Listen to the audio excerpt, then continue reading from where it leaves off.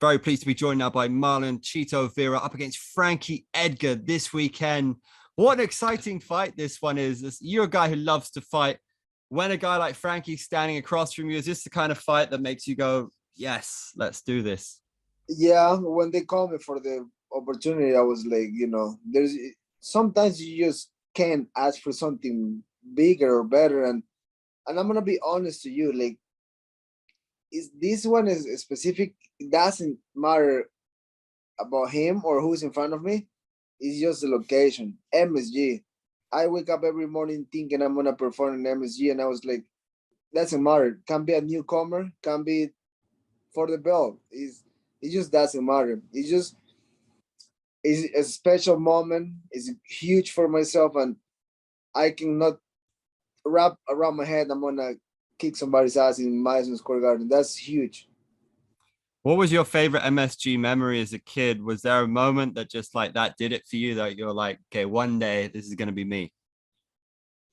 Yeah, just the all boxing matches in there, like or huge concerts, like the artists that perform in there, like that's in a special place. And for all the people I know that fought there inside the UFC, the title fights, it's just it's just too big. It's fucking huge, and I'm really excited about that. Like, just it's Madison Square Garden. Like, there's no another of that. There's 100 arenas. I fought in huge arenas, great arenas around the world, but you know, this is New York. It's a different animal, and I'm so glad I'm getting this opportunity, and I'm happy to be here.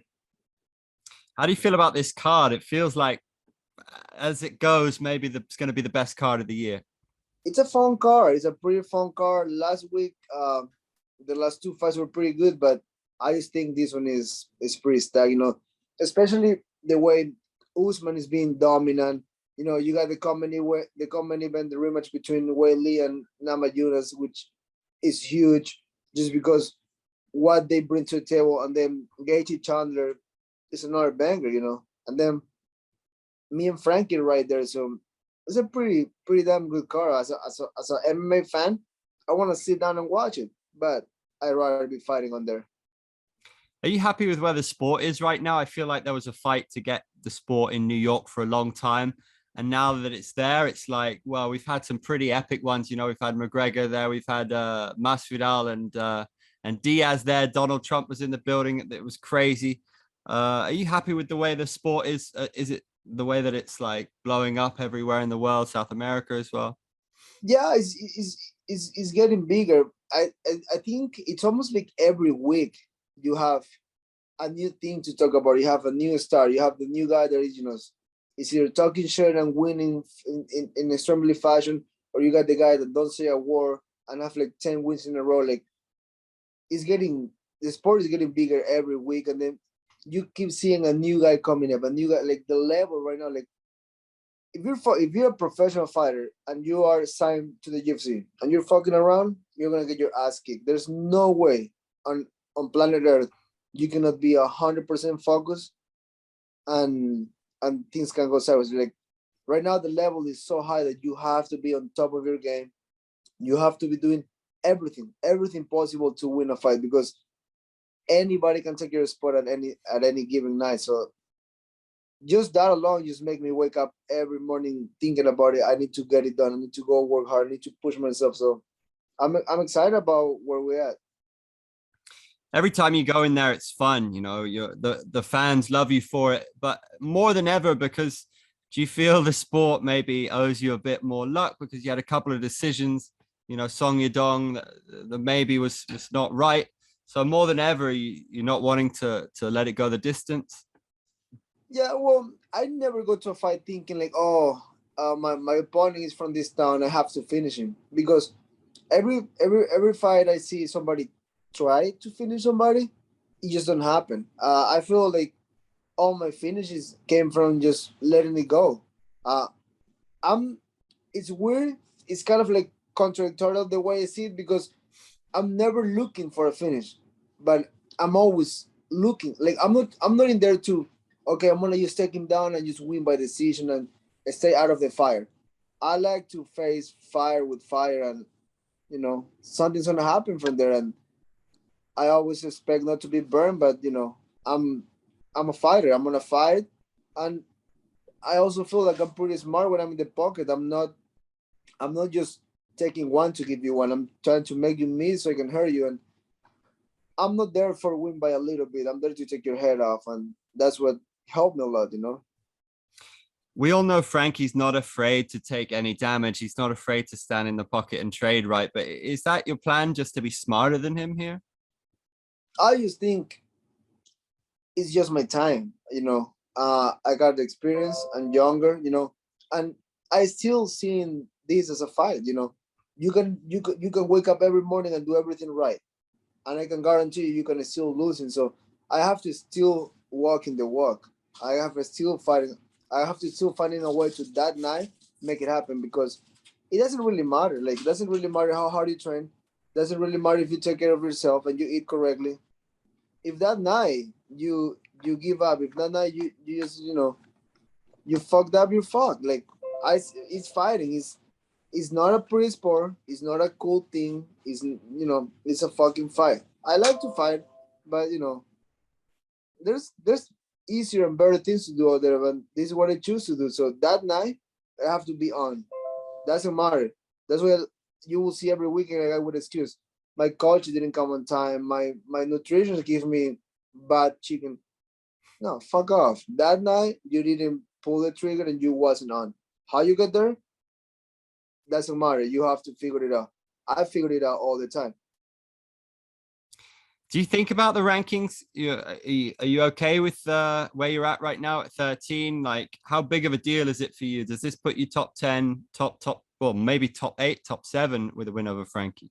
Yeah. The rankings, you know, the way at some point in my life I thought, you know, is it's like the UFC doing something about it, and then my hair is like literally journalists voting on who they like.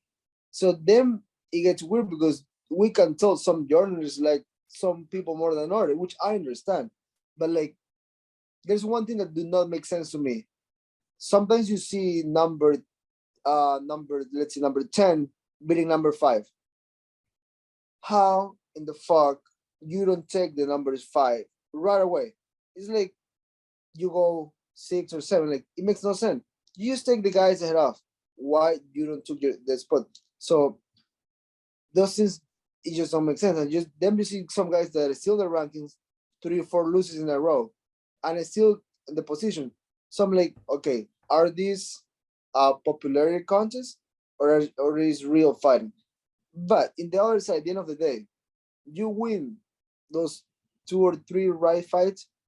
Doesn't matter what your numbers, you're gonna still fighting for the belt. You see, there's really good guys that fought, you know, okay competition. They knock them out, and then they have a title shot, and they still win because they're that good. But it's more like, you know, it's weird. It's a little weird, but I never pay attention to it. I can use my logic and talk about it, but it doesn't really matter.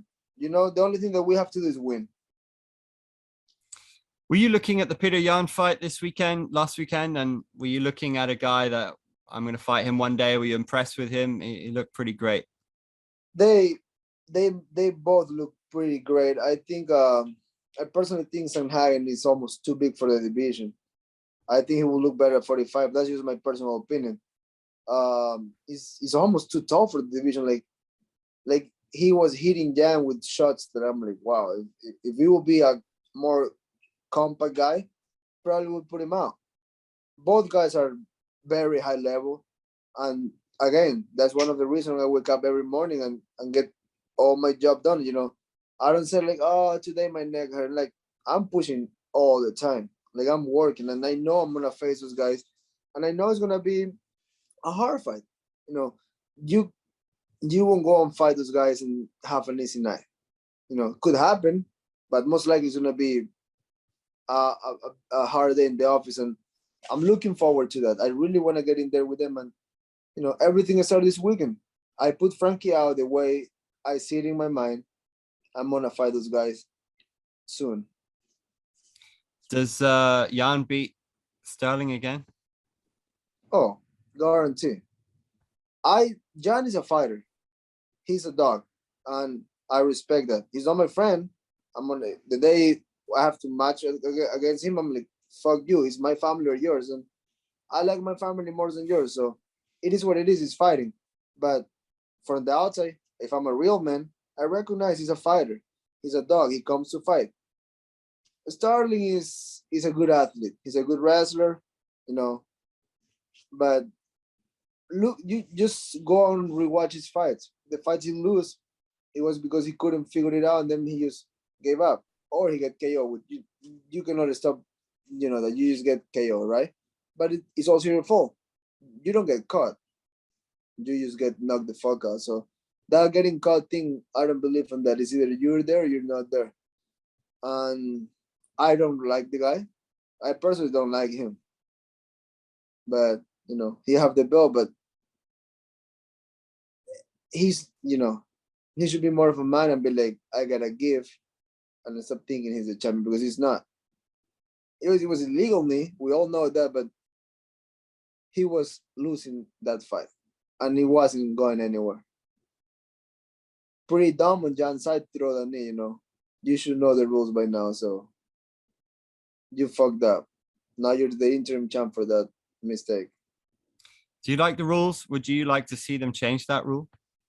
Fuck, dude. I'm all open with stomp the guy's head in the ground. Like, why you can elbow somebody against the fence, and what's the difference between that or like the only thing that maybe I would say, like, you know what, let's not do that, is like if you're in the north-south position, the knees in the back of the head, because it's not the back of the head. They're like literally right on top. Maybe let's see, like, let's be a little more human. Like, I'm down for all of that shit, but let's, some people can accept it. Like, if you're guys in the ground, you can jump and step on his head, just because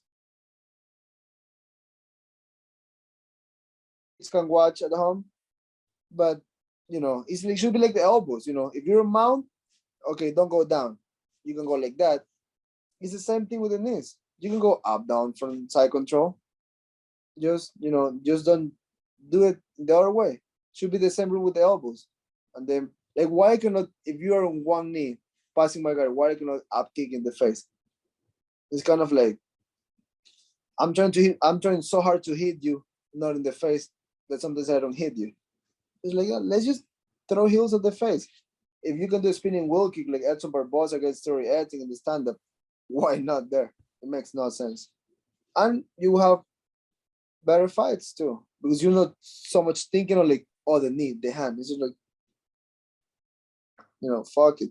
Let them fight. Exactly, man. Yo, Chito Vera, one of the funnest fighters to watch, one of the funnest fighters to interview. Respect. Big up MSG this weekend. It's going to be good. Thank you. I'm bringing it. Thank you, brother.